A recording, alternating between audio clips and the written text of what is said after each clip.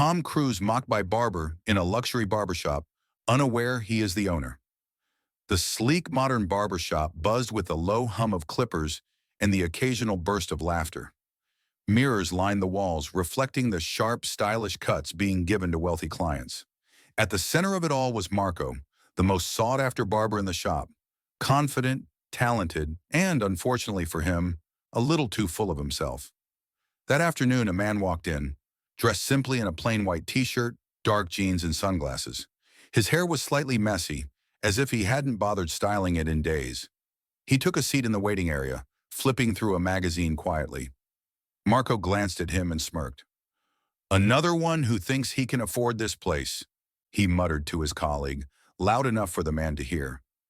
The other barbers chuckled, but the stranger didn't react. When it was his turn, the man sat in Marco's chair. "Just a trim, please," he said politely. Marco scoffed. "You sure you don't want the full treatment? This is a luxury barbershop, you know." His tone was dripping with condescension. The man simply smiled. "A trim is fine." As Marco worked, he couldn't resist making snide remarks. "You know, most of our clients are CEOs, celebrities, people who actually belong here." He paused, waiting for a reaction. The man remained calm. "Is that so?" Marco smirked. "Yeah, maybe next time. Try a budget place down the street." The stranger chuckled softly but said nothing. When the haircut was done, the man stood up, inspected his reflection, and nodded. "Good job." He reached into his pocket and pulled out a crisp $100 bill, handing it to Marco. "Keep the change." Marco's eyes widened. The haircut only cost $40. Before he could respond, the shop's manager rushed over, face pale. "Mr. Cruise, I didn't know you were coming in today." Marco froze. "Cruise?" The man removed his sunglasses, revealing the unmistakable face of Tom Cruise. He gave Marco a knowing look. "You're talented, but talent means nothing without kindness." And with that, he walked out, leaving Marco speechless. The other barbers stared at him in stunned silence. The manager sighed. "That was the owner of this barber shop, Marco? You just mocked Tom Cruise in his own shop." Marco's stomach dropped. Marco's hands trembled as he wiped down his station. The usual chatter of the barber shop had turned into hushed whispers, all about him. The other barbers avoided eye contact, but he could feel their judgment. The manager, Mr. Alvarez, pulled him aside. "My office. Now!" Marco followed, his throat dry. The moment the door closed, Alvarez sighed. "Do you have any idea what you just did?" Marco swallowed hard. "I didn't recognize him." "That's not the point," Alvarez snapped. "You insulted a client. Doesn't matter if it was Tom Cruise or some guy off the street. This shop has a reputation, and you just dragged it through the mud." Marco clenched his fists. "I was just joking around." "Jokes don't pay the bills," Alvarez said coldly. "Consider this your final warning. One more slip-up, and you're done." Marco nodded stiffly and returned to his station, humiliation burning in his chest. The rest of his shift passed in a blur. That night, Marco tossed and turned. He replayed the moment over and over. Tom Cruise's calm smile, his quiet words. Talent means nothing without kindness. Why did it bother him so much? He had always prided himself on being the best barber in the shop. Clients requested him. He made good money. But now for the first time, he wondered, was he actually good at his job if people left feeling worse than when they came in? The next morning, Marco arrived early, determined to fix things. But as soon as he walked in, the atmosphere shifted. The receptionist avoided his gaze. The other barbers whispered. Then he saw him. A young boy, maybe 10 years old, sat in the waiting area, fidgeting nervously. His clothes were worn, his hair uneven, like someone had hacked at it with kitchen scissors. Marco hesitated. Normally, he'd pass this kind of client to the junior barbers. But today, something made him step forward. "I'll take him," he said. The boy looked up, eyes wide. "Really?" Marco forced a smile. "Yeah, come on." As the boy sat in his chair, Marco noticed the faded bruises on his arms, the way he flinched when the clippers turned on. "First time at a barber shop?" Marco asked gently. The boy nodded. "My dad usually cuts it, But he's not around anymore. Marco's chest tightened. He worked carefully, making small talk, keeping his tone light. When he was done, he spun the chair around. The boy's face lit up. Wow, I look cool, Marco chuckled. Yeah, you do. The boy reached into his pocket and pulled out a crumpled $5 bill. Marco pushed it back. On the house! The boy's eyes welled up. Really? Really? As the boy left, grinning from ear to ear, Marco felt something he hadn't in years. Pride, but not the arrogant kind. The good kind. That evening, as Marco was closing up, the door chimed. He turned and froze. Tom Cruise stood there, hands in his pockets. You stayed open late, Tom said. Marco's pulse spiked. Tom smiled. I heard what you did today. Marco's stomach dropped. He knows about the kid? How? Tom stepped closer. You're not just a barber, Marco. You're someone people remember. He paused. The question is, what kind of memory do you want to leave? Marco opened his mouth, but no words came out. Tom tossed him a set of keys. The shop's yours for the night. Think about it. And just like that, he was gone. Marco stared at the keys in his hand, heart pounding. The keys felt heavy in Marco's palm. The shop's yours for the night. What did that even mean? Was this some kind of test? A joke? He half expected Tom Cruise to walk back in laughing, revealing this was all an elaborate prank. But the shop remained silent. Marco locked the front door behind him, his mind racing. He could leave, just go home and pretend today never happened. Or he could stay. Figure out why Tom had given him the keys. Curiosity won. He walked through the empty shop, running his fingers along the leather chairs, the polished mirrors. He'd worked here for 5 years, but had never really looked at the place. Not like this. Then he noticed it. A small door near the back, one he'd always assumed was a supply closet. But the key Tom had given him fit perfectly. Inside was an office, not the manager's. Tom's. The walls were covered in framed photos. Tom with clients, some famous, some ordinary. A handwritten note was taped to the desk. Marco, if you're reading this, you stayed.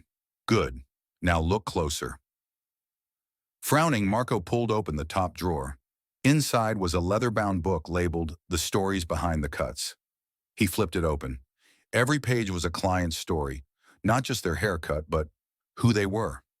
The CEO who came in stressed and left laughing. The single mom who saved for months to treat her son.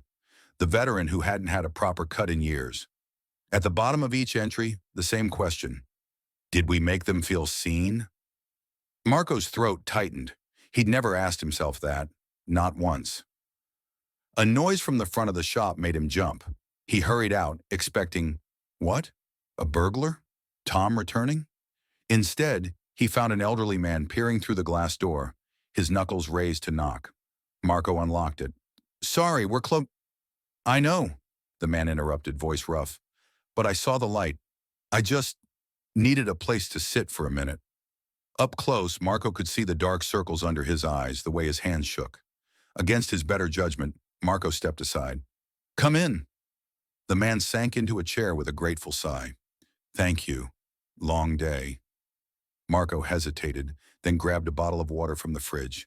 Here. The man took it with a nod. You're not like most barbers in places like this. What do you mean? You let me in. Marco didn't know what to say. The man studied him. You've got talent, but that's not why Tom keeps you around, is it? Marco stiffened. You know Tom? A slow smile. Everyone does eventually. He stood, leaving the half-finished water on the table. Thanks for the shelter, kid. And then he was gone, leaving Marco more confused than ever. The next morning, Marco was the first to arrive. He half expected the office to be locked again. The book gone. Proof he'd imagined the whole thing. But the door was still open. The book still there. And on the last page, a fresh entry in Tom's handwriting. Marco. Yesterday, you gave a kid his confidence back. Tonight, you gave a stranger shelter. So I'll ask you the same question I ask myself every day. What kind of barber do you want to be? Marco closed the book. For the first time in years, he had an answer. The shop buzzed with his usual morning energy, but Marco moved through it differently. He greeted each client by name, offered coffee to the waiting customers, and even fixed a wobbly chair without being asked. The other barbers exchanged glances. This wasn't the Marco they knew. At lunch, Alvarez pulled him aside. "You're acting strange. What's going on?"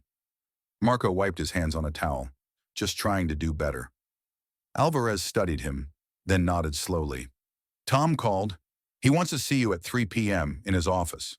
Marco's stomach flipped. "His office? Here?" "No," Alvarez said. "The real one. Downtown." He slid a business card across the counter. The card was simple black embossed lettering. Asterisk TC Enterprises asterisk with an address in the financial district. Marco had heard rumors that Tom owned more than just barbershops, but this was something else entirely. The elevator ride to the 42nd floor felt endless. When the doors opened, Marco stepped into a sleek, minimalist office with floor-to-ceiling windows overlooking the city. Tom sat behind a marble desk, typing on his laptop. He looked up and smiled. "Marco, right on time." Marco cleared his throat. "Sir, about what happened?" Tom waved a hand. "Sit. This isn't about that."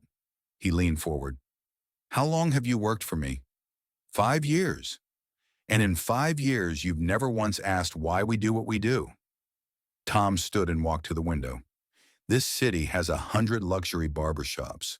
Why do you think ours stays full?" Marco hesitated. "Because you own it?" Tom laughed. "People don't get haircuts from me, Marco. They get them from you." He turned, his expression serious. "That book you found? Every client in there chose us because at some point, someone in my shops made them feel human." He walked back to his desk and pulled out a folder. "I'm expanding. New locations in 3 cities. I want you to help train the new teams." Marco's breath caught. "Me? But I'm just—" "The barber who finally gets it," Tom finished.